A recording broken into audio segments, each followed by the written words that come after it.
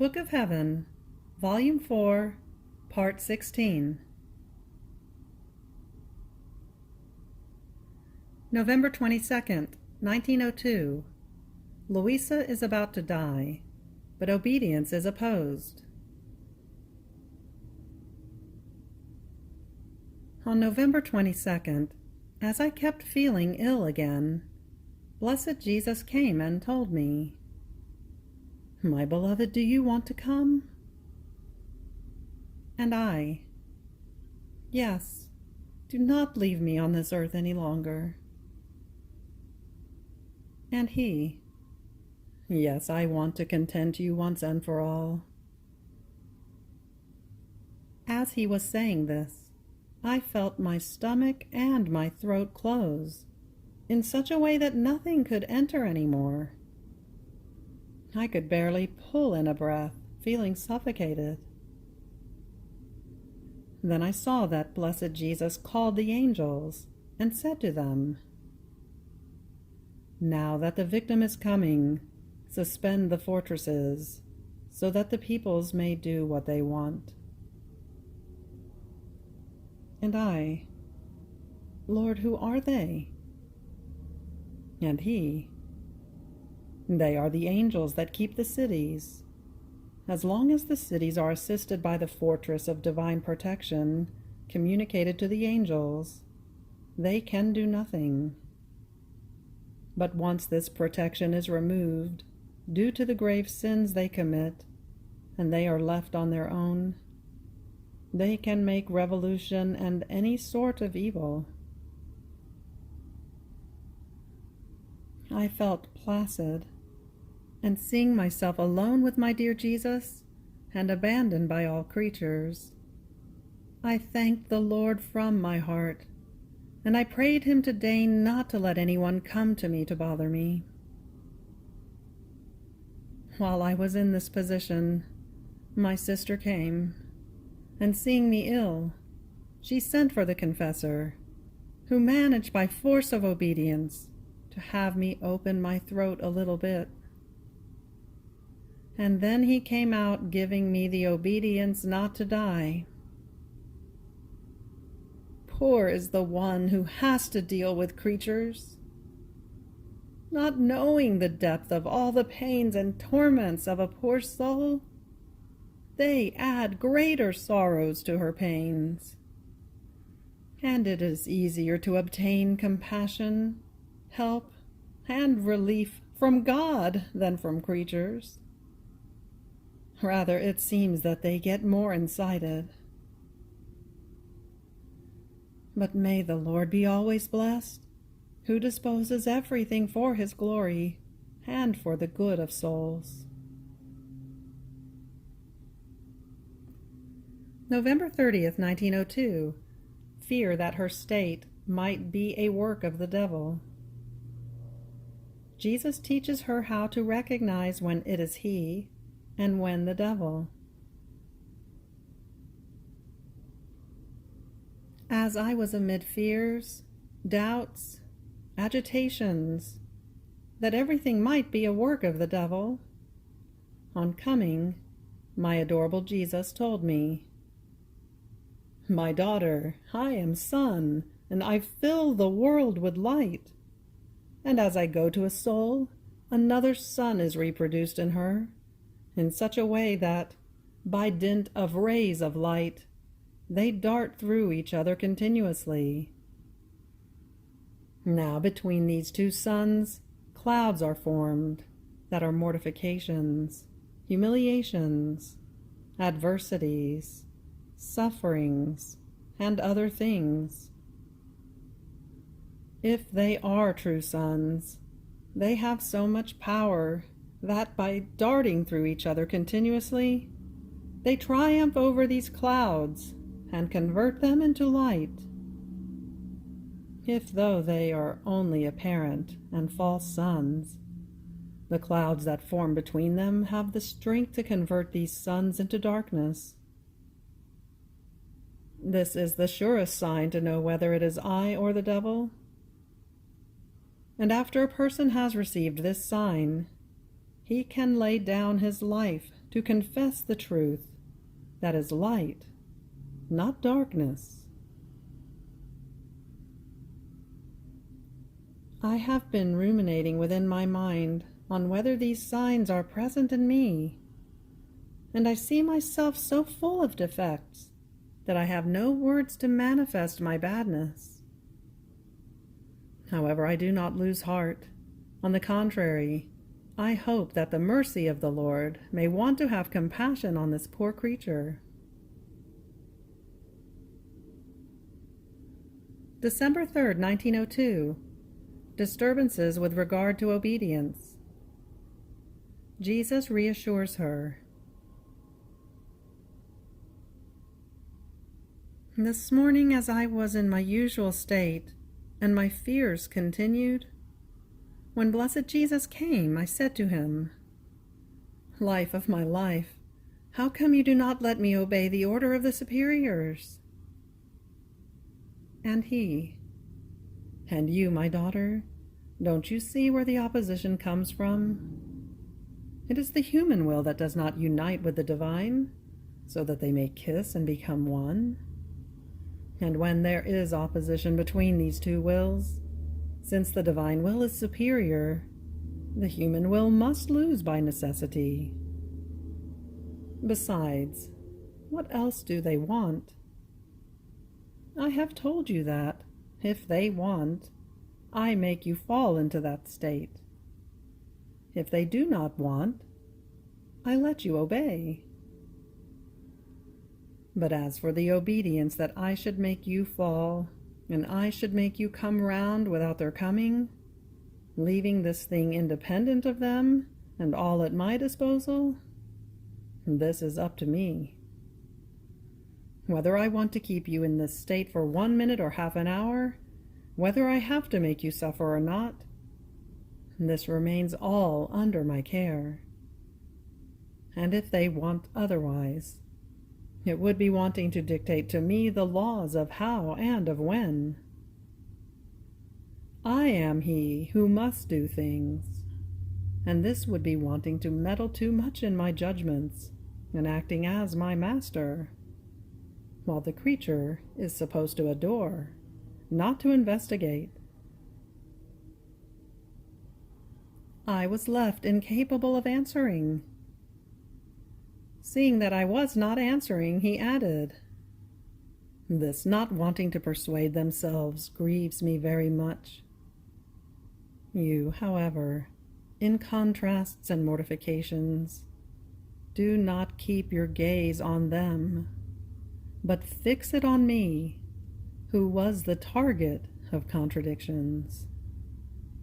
And as you suffer them, you shall become more similar to me. In this way your nature shall not be able to move, and you shall remain calm and tranquil. I want that on your part you do as much as you can to obey them.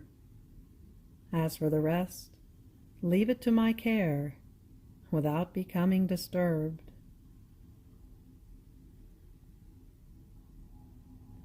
December 4th, 1902. Jesus manifests the reasons of his operating. I was thinking in my mind about this obedience, saying, "They are right in commanding me this way. Besides, it is not such a great thing that the Lord would allow me to obey in the way wanted by them. So they say, either he should let you obey, or he should tell you the reason why he wants the confessor to come, to make you come round from that state." While I was thinking of this, my adorable Jesus moved in my interior, telling me, "My daughter, I wanted them to find the reason of my operating by themselves, because in my life, from the moment I was born up to my death, everything can be found, since the life of the whole church is enclosed in it.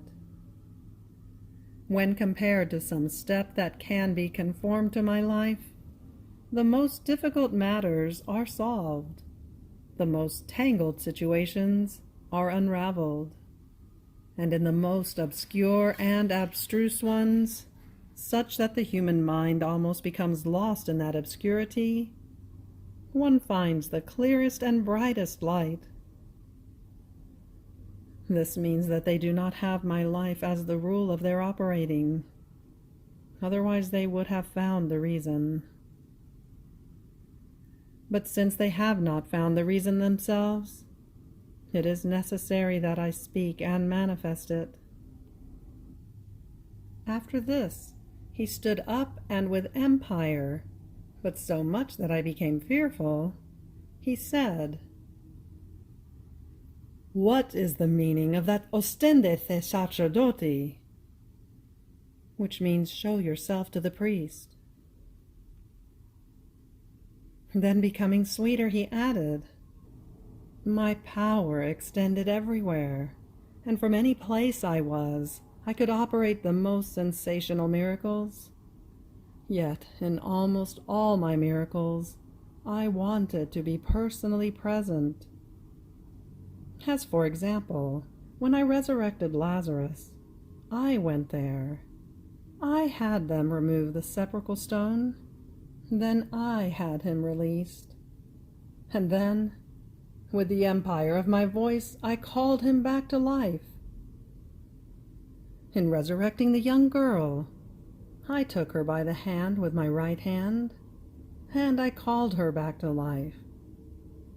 And in many other things that are recorded in the Gospel, and that are known to all, I wanted to be there with my presence. This teaches the way in which the priest must behave in his operating, since the future life of the Church was enclosed in mine. And these are the things that pertain to you, though in general, but your specific circumstance they shall find on Calvary. I, priest and victim, lifted up on the wood of the cross, wanted a priest to be present, to assist me in that state of victim. And he was St. John, who represented the nascent church. In him I saw everyone, popes, bishops, priests, and all the faithful together. And while assisting me, he offered me as victim for the glory of the Father and for the good outgrowth of the nascent church. The fact that a priest assisted me in that state of victim did not happen by chance, but everything was a profound mystery, predisposed ab aeterno in the divine mind, intending that when I choose a soul as victim for the grave needs present in the church, a priest must offer her to me, assist her for me, help her, and encourage her to suffer. If these things are understood, fine. They themselves shall receive the fruit of the work they offer, just like St. John. How many goods did he not receive for having assisted me on Mount Calvary? If then they are not understood, they do nothing but put my work amid continuous contrasts, diverting my most beautiful designs. In addition to this, my wisdom is infinite, and when it sends some cross to a soul for her sanctification, it does not take that soul alone, but 5, 10, as many as I please, so that not one alone, but all others together may be sanctified. In fact, on Calvary I was not alone. In addition to having a priest, I had a mother. I had friends, and also enemies. And on seeing the prodigy of my patience, many of them believed in me as the God I was, and were converted. Had I been alone, would they have received these great goods? Certainly not. But who can say everything he told me, or explain the most minute meanings? I said this the best I could, the way I was able to say it in my roughness. I hope that the Lord shall do the rest, by illuminating them, so that they may comprehend what I have not been able to manifest well. December 5th, 1902. Luisa sees a woman crying over the state of the peoples, who asks her not to move from her state of victim. As I was in my usual state, blessed Jesus communicated his pains to me, and as I was suffering, I saw a woman crying her heart out and saying, "The kings have joined together, and the peoples are perishing, and not seeing themselves being helped, protected, but rather stripped. They get lost, and kings without peoples cannot exist. But what makes me cry the most is to see that the fortresses of justice are missing, that are the victims, the only and sole support that holds justice back in these times most sad. You, at least, do you give me your word that you shall not move from this state of victim?" I don't know why, but I felt so resolute that I answered, "This word I cannot give. No. I shall stay as long as the Lord wants it. But as soon as he tells me that the time for this penance is ended, I shall not stay even for one more minute." On hearing my unshakable will, she cried more, almost wanting to move me to say yes with her crying. But more than ever resolute, I said, "No, no." And crying, she said, "So there shall be justice, chastisements, slaughter, with no sparing." However, as I related this to the confessor, he told me that out of obedience I should withdraw my no. December 7th, 1902. France and Italy no longer recognize Jesus. Jesus suspends her from her state of victim, but she does not accept and fights so that the law of divorce may not be formed.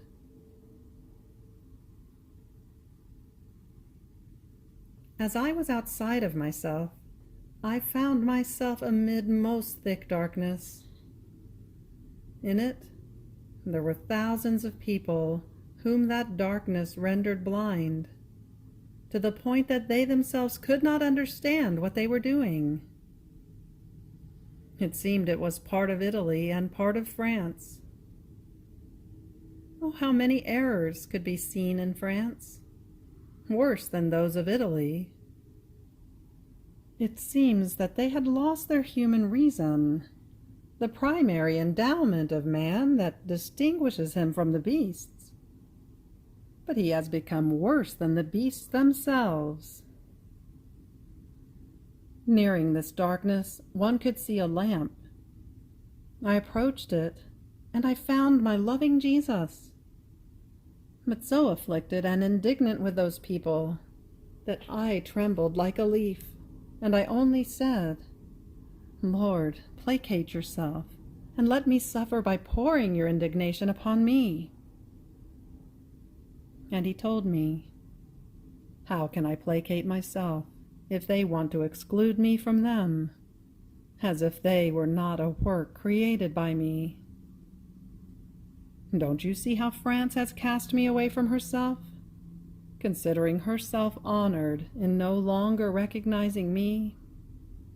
And how Italy wants to follow France, as there are some who would give their souls to the devil in order to win that point of forming the law of divorce, after they tried so many times and were left crushed and confounded?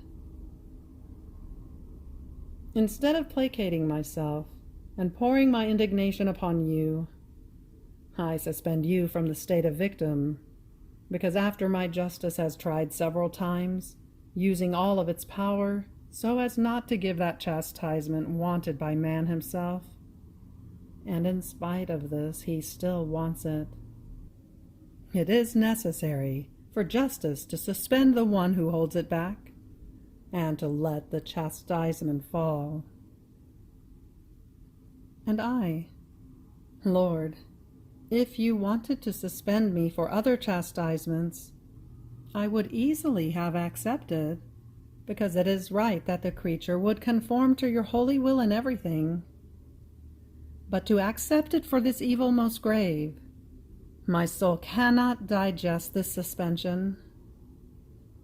Rather invest me with your power, and allow me to go into the midst of those people who want this. While saying this, I found myself with them. They seemed to be invested with diabolical forces, especially one of them, who seemed enraged. As though wanting to turn everything upside down, I spoke and spoke, but I could barely manage to cast a few glimmers of reason into him, making known to him the error they were committing. After this, I found myself inside myself, with sufferings extremely scarce. December 8th, 1902. The confessor uses the authority of the Church to keep Jesus crucified in Luisa, and to crucify her with him, so as to prevent the law of divorce.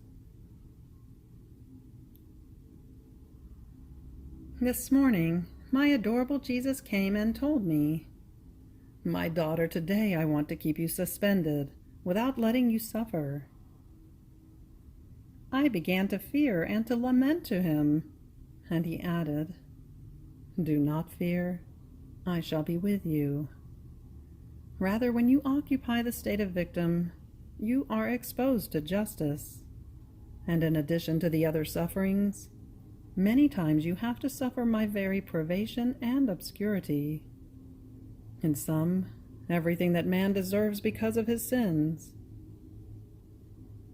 But as I suspend your office of victim, everything I shall show toward you shall be mercy and love." I felt released from my state, even though I could see my beloved Jesus, and I understood very well that it was not his coming that rendered the coming of the confessor necessary to make me come round, but rather the sufferings that Jesus would send me. So I am unable to say why. My soul felt a pain, while my nature felt great satisfaction, saying, "If nothing else, I shall spare the confessor the sacrifice of having to come." But while I was thinking of this, I saw a priest, clothed in white, together with our Lord. It seemed to me that he was the Pope, and the confessor was with him. They were praying him to make me suffer, so as to prevent the formation of this law of divorce. But Jesus would not pay attention to them. So the confessor, heedless of the fact that he was not being given audience, with extraordinary impetus, such that it seemed it was not him, took Jesus Christ in his arms, and by force cast him inside of me, saying, "You shall remain crucified within her, crucifying her, but this law of divorce we do not want." Jesus remained as though bound inside of me, crucified by such command, and I felt bitterly the pains of the cross. Then he said, "Daughter, it is the Church that wants it, and her authority, united to the power of prayer, binds me."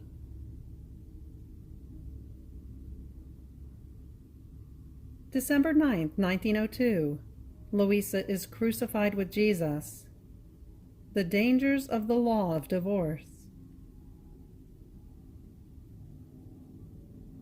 As I was in my usual state, I found myself outside of myself, together with Jesus Christ, as though nailed with him.